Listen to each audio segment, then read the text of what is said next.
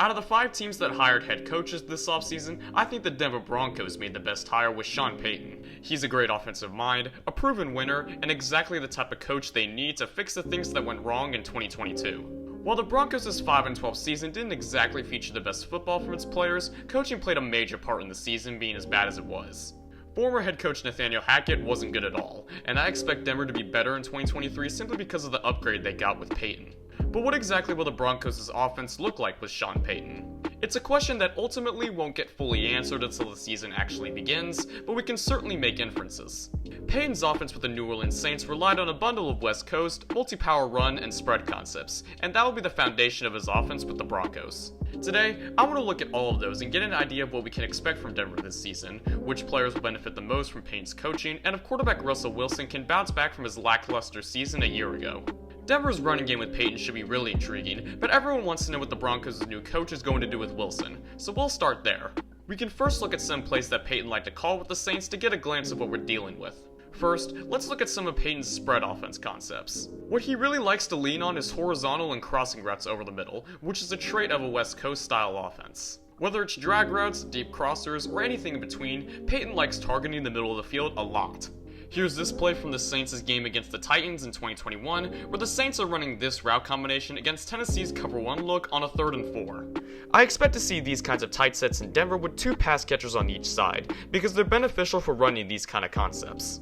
Specifically, it's these 2 routes from Adam Trautman and Tre'Quan Smith that I want to highlight. Both guys will cross each other, making it harder for the Titans to cover both, and because Smith gets a good release before breaking into his route, he's able to be open for the easy pitch and catch for a first down. Here's a 2nd and 16 against the Falcons that same season where we get a 3-receiver set to the wide side of the field, another look that we could expect to see with the Broncos. These 2 routes are going to be run towards the middle of the field, including this drag route from Smith that results in an easy catch and an easy first down for the Saints. You can also expect to see a dose of screenplays being called alongside these concepts like this play against the Seahawks, and others that make use of the running back in the passing game. This is good news for guys like Javonte Williams who, while he isn't targeted too much in the passing game, is still a decent pass catcher when he has to be. He's not going to be as dynamic and explosive as Kamara is, but he can still contribute in that part of Denver's offense. Payton also likes calling these layered concepts that attack all areas of the field. Specifically, he likes plays that target 1 route deep, 1 route over the middle, and another underneath route. Let's go back to that game against the Titans to find an example of this. On this play, Smith will go deep up the field, Kevin White will run a deep dig in the middle, and Taysom Hill will fake like he's blocking before running this delayed route underneath White. And the play works exactly like it should. Tennessee's 4 defensive backs set their sights on Smith and White, allowing Hill to have acres of space to run his route and make the catch to get the first down. Here's a similar concept the Saints ran against the Packers earlier that season, where Ty Montgomery is going to run a straight 9 route up the field, Marquez Callaway is going to run a crosser over the middle, and Alvin Kamara is going to run the check down route into the flat underneath. Hill is also going to have a wheel route that goes into the space Montgomery is leaving behind on his route. Like the last play, Montgomery's 9 route takes an extra defender with him, leaving space for Callaway to run into to make the catch off Jameis Winston's pass. Although no one ran a super impressive route, the play worked anyway, and that's kind of the point with these play calls. Payton has worked with great receivers in the past, but he always tries to call concepts that allow every receiver on the field to simply just be good enough to execute without having to be overly flashy, and I expect that to happen in Denver this year to an extent. But I wouldn't expect this to be everything you see with the Broncos, and I think Payton is actually going to dial back with these concepts in this upcoming season, and here's why. Russell Wilson isn't that good at throwing into the middle of the field, or at least on short and intermediate routes to the middle of the field. He wasn't last season, and he never has been throughout his entire career. On top of that, Wilson doesn't even like throwing into the middle of the field that much, and it's backed up by data. Here's a heat map of Wilson's targets last season, with the red being the areas he threw to the most, and the blue being the areas he targeted the least. See that big dark blue blob in the middle? It tells you that Wilson really tends to stay away from that area of the field. This isn't even a new thing with him either. Here are the heat maps from his last 4 seasons in Seattle. See a pattern? He's never been known as a guy that can execute the quick passing concepts over the middle that Payton likes to run, and expecting him to magically turn Wilson to someone who excels at these type of throws in his 12th NFL season is extremely optimistic thinking. Wilson thrives when he's out of structure and when he's in volatile situations. When he's on the move, he becomes a better quarterback, and it's where his accuracy and precision really show. He generally doesn't do well when he has to stick with strict passing concepts because he's always done well when he's able to spice things up and do what he really wants to do. What Payton will have to do is adapt his scheme to fit what Wilson is most comfortable with, which are play-action passes, concepts that target routes outside the numbers, and plays that allow Wilson to take chances and launch the ball deep downfield. It won't necessarily change the foundation of Payton's offense, but he will have to incorporate these new things in order to have success. If he just relies on crosses and drag routes, he and the Broncos are going to have a bad time. And don't just take that from me, I'm just some dude on the internet. Take it from Payton himself, who said the same thing earlier this offseason. You correct flaws immediately, and then we don't worry about how long the process is going to take. In other words, I'd want to cut up today.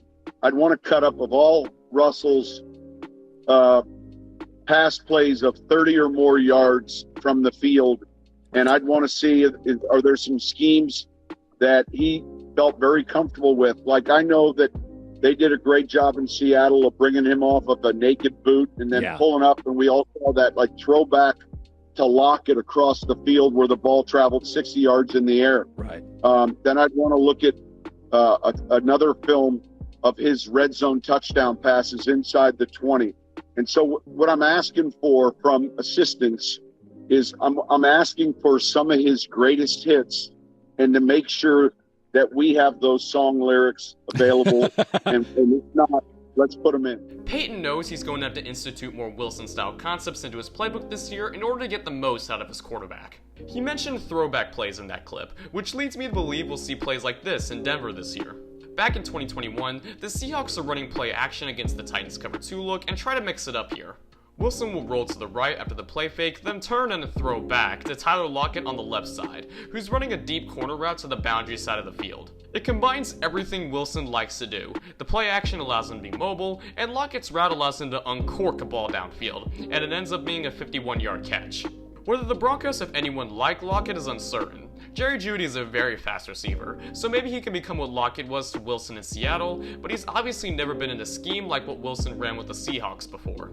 The more Wilson is able to be himself, the more likely he's able to have success. While yes, Wilson didn't have a good season last year, much of that can be attributed to bad coaching, and when he didn't have Nathaniel Hackett, Wilson was able to play a lot better. Here's Denver in Week 18 last year against the Chargers, running another tight set like the one Payton loves to call. The Broncos aren't empty, and we're going to get a layered route combo that's again familiar with Payton, with routes attacking deep, intermediate, and short portions of the field. The play breaks down, and Wilson has to scramble, but since he does so well in these situations, Wilson is able to stay poised and find Jeudy deep down the field to make a very impressive deep pass for a 57-yard catch. Wilson still very much has his deep ball, and luckily for him, Payton is no stranger to adapting and dialing up deep passing concepts. He did it many times in 2021 with the Saints, like on this play against Washington. Payton will again attack all areas of the field with this route combination against the football team's disguised cover 3 look. This safety will drop back into his deep third over the middle, but by the time he sees this deep post from Deontay Hardy, it's too late. I imagine Winston's eyes turned into golf balls once he saw this, because there's so much space for him to throw into, and it ends up being a big touchdown for New Orleans that goes 76 yards. And this is why I'm excited about a new rookie Denver drafted this year. Guys like Cortland Sutton and KJ Hamler will be assets, but Marvin Mims is someone who I'm really going to watch this year. He was one of my top receivers coming into this year's draft, mainly because of his vertical ability to make plays downfield. Apart from Zay Flowers, there wasn't another prospect better at this than Mims was. Here he is against Baylor last year doing exactly what the Broncos drafted him to do, dash down the field on a 9 route and go score. The Bears are running a 2-eye zone look, and Mims just splits it like there's no defenders there. I mean, look how quick he gets down the field and gets himself open. Wilson is going to love this guy. And it's not just verticals. Mims can do it with post routes too, like on this play against Oregon in 2021. Mims has a deep post from the slot and will first put a great move on this defender before bolting downfield and catching a pass for the score. He makes that first move extremely easy, gets past the defender quickly, and then completes the touchdown just like that. A receiver like Mims, someone who can be a real threat when throwing deep, is pretty much perfect for a quarterback like Wilson, and a guy who Sean Payton is going to have a lot of fun dialing up explosive plays for. When someone tells you the Broncos are going to run a Sean Payton offense this season, that's not entirely true.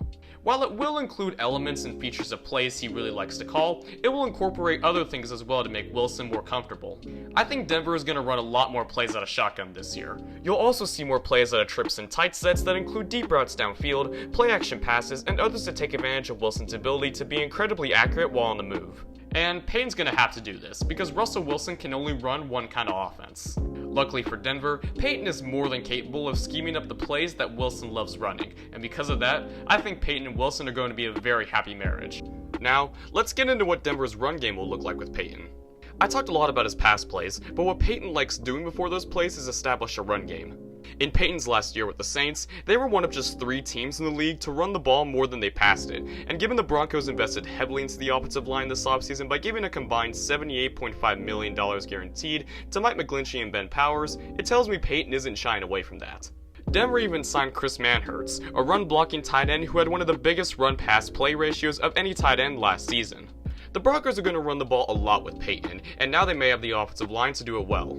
Here's what I'm talking about. This is a play from the Saints' 2021 season where they have 2nd and 3 against the Jets. New York has a 4-man front with defensive tackles in 2 I-3 techniques, and New Orleans is in an offset I formation with fullback Adam Prentice shading right, and Ethan Wolfe, a tight end who was used primarily as a run blocker in his brief time with the Saints, lined up on the right. The Saints are just going to dial up a power run in the B gap with the center pulling and Prentice lead blocking, and it's executed very well for a first down. It's not a complicated run concept, but one Payton really likes to lean on. Here's a similar play from earlier in the game, but in a different formation. This time, the Saints have a bunch formation to the right up against a similar front 4, but the run is going to be the same. After a jet motion from Smith, we'll again see the center pull, but this time the right guard, Andrews Pete, isn't going to double team anyone, and will instead jump right to the 2nd level to block.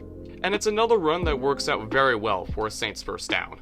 Sometimes, Payton would even forego receivers near the line and just add even more power by running 22 personnel.